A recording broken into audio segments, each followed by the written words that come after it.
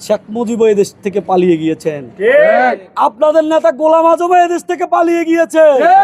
হাসিনার ফেলে দেওয়া ভঙ্গুর বাংলাদেশকে আবার একটি শিরোধার বাংলাদেশ প্রতিষ্ঠা করার জন্য দেশ নায়ক জনাব তারেক রহমানের পাশে থাকুন, তাহলেই আপনাদেরও এদেশের মানুষের মাঝে আপনাদেরও গ্রহণযোগ্যতা বৃদ্ধি পাবে।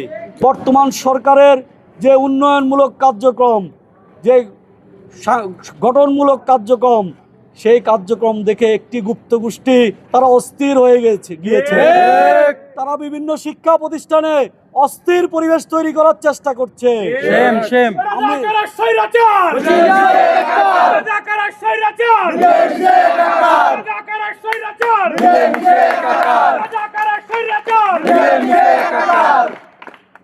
আমি সেই সব গুপ্ত গোষ্ঠীকে হুঁশিয়ারি উচ্চারণ করে দিতে চাই, শেখ মুজিবও এদেশ থেকে পালিয়ে গিয়েছেন, আপনাদের নেতা গোলাম আজমও এদেশ থেকে পালিয়ে গিয়েছে, এদেশ থেকে পালিয়ে গিয়েছে হাসিনা।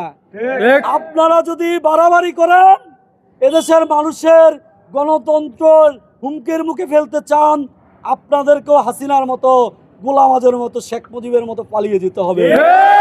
দিল্লি গেছে স্বৈরাচার, পিন্ডি যাবে রাজাকার।